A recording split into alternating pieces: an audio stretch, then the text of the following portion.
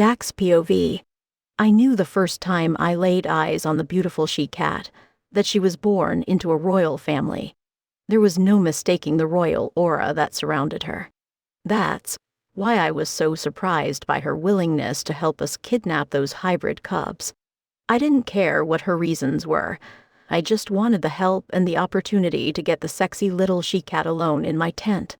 What surprised me even more was the fact that she was willing to join me for a roll in the sack so soon. Not to mention, the sexy little princess was still a virgin.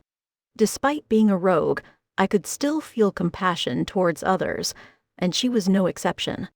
After popping her cherry and causing the she-cat a great deal of pain, I slowed my roll with her and made sure the sweet kitty enjoyed our time together. Over the next several hours, I got to enjoy the sound of her moans and the way she screamed my name. I didn't know the she-cat's name yet, but that didn't stop me from becoming infatuated with her in that short amount of time. Everything about the she-cat beckoned to me.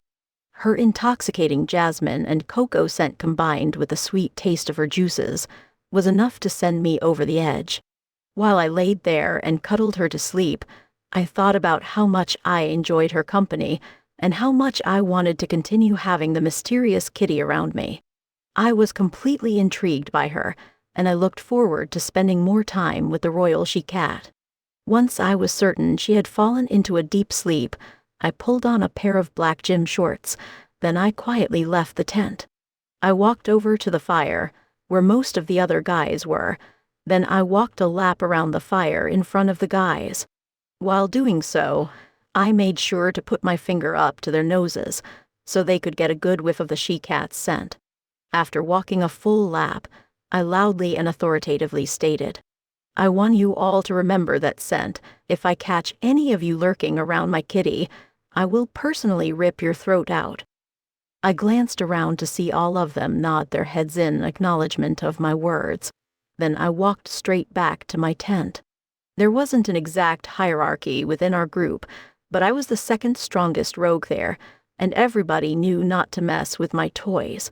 While I waited for the beauty sleeping on my cot to awaken, I rummaged through the clothes that I had accumulated over the past few years. I managed to find a few skimpy little dresses, along with some skirts and a couple of tiny shirts. I set those clothes to the side, then I sat down and admired how peaceful my kitty looked. I was still gazing at her pretty face when her eyelids slowly fluttered open to reveal those captivating eyes that had a stunning ice blue ring surrounding the sapphire in the middle. They were the most beautiful eyes I had ever had the pleasure of seeing, and I found it hard to pull my own eyes away from them. After blinking a few times, she focused on me and groggily mumbled, "Hello there. Hello, kitten. I would love to know your name." I immediately responded. She flashed a smile my way and replied, "I'm Princess Alana from the jungle." Pack. I knew you were a princess. How did I get so lucky to be graced with your company? I teasingly inquired. "I don't know, but I'm not complaining," Alana mumbled as she leisurely stretched out her whole body. When she was done, Alana smirked at me and suggested, "You should lose those shorts and get over here." There was no missing what those words implied, and I didn't waste any time obliging her.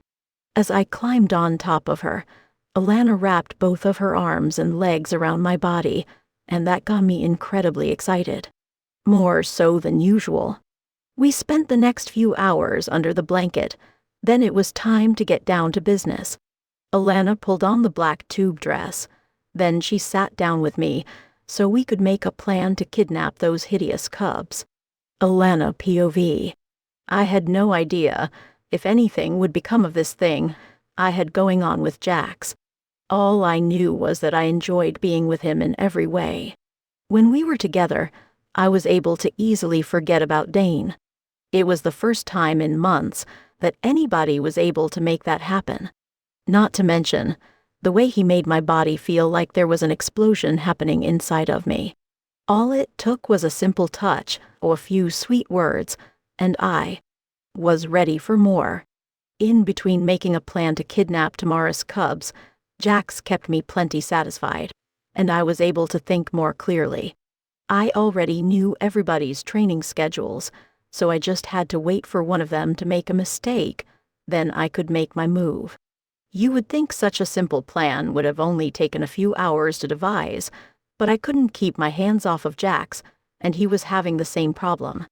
We mated with each other so many times over those few days, I thought for sure I would soon grow tired of it, but that wasn't the case at all. I craved Jack's touch, and I couldn't get enough of him. He was exactly what I needed at that point in my life, and I was reluctant to go back when that time came. Jax could definitely sense my reluctance. He asked if I wanted to forget about the plan and return to his tent, but I was still determined to make Tamara pay for all of the grief and heartbreak that I've had to endure since she arrived. At that moment, I was confident that I could complete the task and return to Jax. It helped a lot when he assured me that he would be waiting for me to return. Jax walked with me to the edge of the tree line, where he gave me one more toe-curling kiss. Then we exchanged goodbyes for the time being. We had no clue how long it would take for the perfect opportunity to present itself, but I felt the strong need to make it back to my gorgeous rogue. As I walked through the thick jungle alone, uncertainty quickly consumed every ounce of my being. I knew it was going to be a hard task, and I would only have one chance to succeed. If I didn't, there was no telling what would happen to me.